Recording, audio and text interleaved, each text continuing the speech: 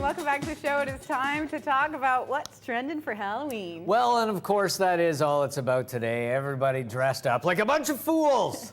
You love your costume. Well, I do love my costume. You do. And this is unusual for us. Neither of us really like We usually doing get this. Halloween shame from our dollar store outfits. Not today. Thank you to Vancouver Film School. Today, there is no shame here. There's only pride. I am going to show some shameful costumes from a few years ago. Why my friends were always like, why don't you come out on Halloween? Well, every time I think my costume's amazing, and then I go out and I get so embarrassed I just want to go home. And because we're in Vancouver and there's not enough cabs, you can't get home. Yeah, it takes forever. So this is from the Halloween, the last time you went out and dressed up. You and your wife went out as Britney Spears and K-Fest. Yeah, that shows how long it was since the last time I was out. Oh, and you were Nicole. And me and my BFF, Karen Kay from the Fox, dressed as Paris and Nicole. I remember. And this was 5 or 6 years ago before they jumped the shark, but it was so funny because the party that we were all at. You were acting like Paris Hilton all night, well, the party too. that we were at, people actually thought that Paris Hilton and Nicole Richie are here.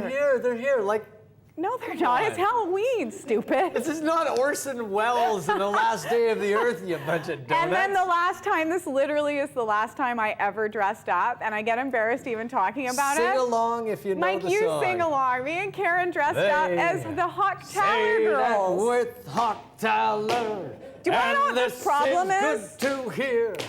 You really can't go very wrong. It's always a good There were a few problems. First of all, going to the liquor store and having to buy a Hawk Tower, and they think that I have a problem. Second of all, everybody at the party, no one remembered that ad. Nobody was old enough. Okay, so Fiona threw it out there on Twitter. We wanted to see your costumes for this Halloween. Yep. And we're even. Yeah, we're going to give a prize away. I'm going to let Mikey be the judge because he hasn't seen them yet. You'll win some ghost products from Lush so you can smell like Halloween.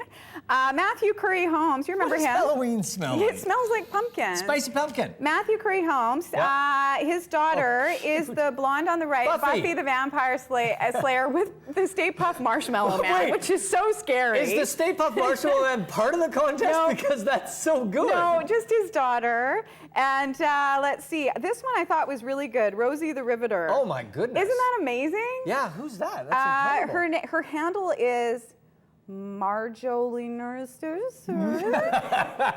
Can you read it? Well, isn't that... Marjolina.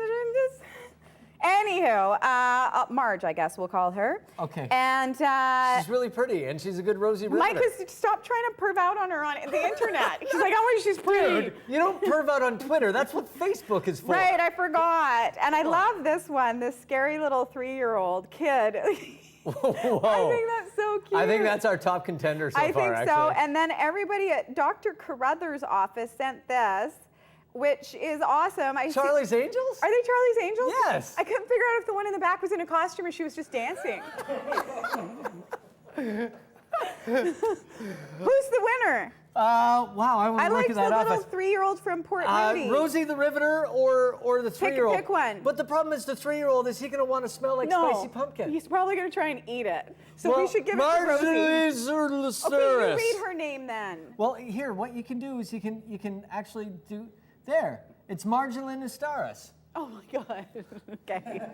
Apparently I need... And the zombie lambs it. Congratulations to Rosie the Riveter. You get all the Lush products. Beautiful. And I just wanted to show you the weirdest thing that I found on the internet because, you know, everybody on television dresses up. I tuned into the Today Show, and Al Roker was Prince Harry, and I was just like, I'm done. What? They were the royal family. He had a red wig on and a suit. How did he do that? It was awesome. Anyway. Did he put on whiteface? What did he do? He's just Al Roker with a red wig. I was going to say, Cazal. Then we have a problem. The redheads will be offended. But a weatherman somewhere in America dressed up as a pumpkin and did this. There's no explanation needed. It gets weirder. Watch. It puts the lotion in the basket, too. Wow. Is this Mark Madrigal? Totally. Oh, wow. And it just goes on for like 5 minutes. It doesn't stop. That's Halloween, people. Okay. Congratulations, by the way, to Russ LeCate today, who was Freddie Mercury. If On you're breakfast watching television, BT, it was really funny. funny. Okay, so a couple of years ago, we went to the Burnaby Art Gallery. Just leave that running because it's really scary, which is the most haunted building in the Metro Vancouver area. This is a reputation. So we heard this and we went, well, Halloween's coming up. This is a couple years ago. Let's go visit the Burnaby Art Gallery and see if we can catch a ghost. Here's I think we just did, look. So we all know that Halloween time is a spooky time. So we are here to try and spook ourselves and spook you too. We have some help from our friends at Vancouver Paranormal, and we are at what is reputed to be the single most haunted place in Western Canada, Sepperly Mansion, the home of the Burnaby Art Gallery. And we're going to find out a little history of the building before we start finding out whether there are spirits.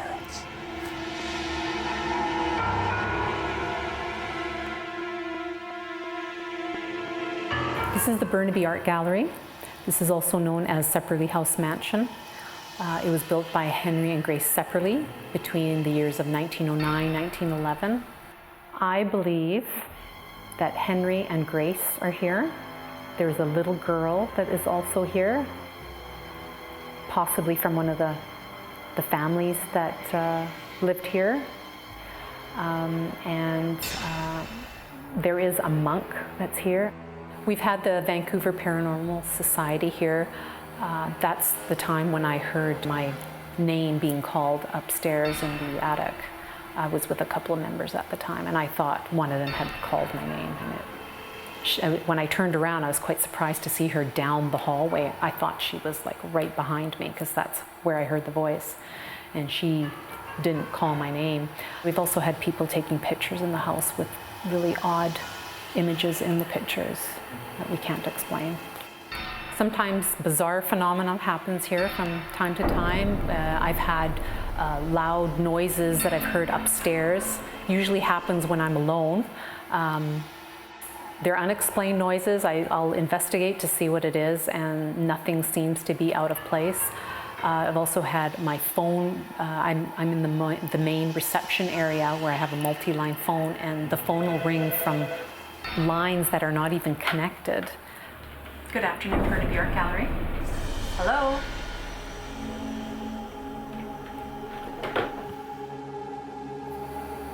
There's something here.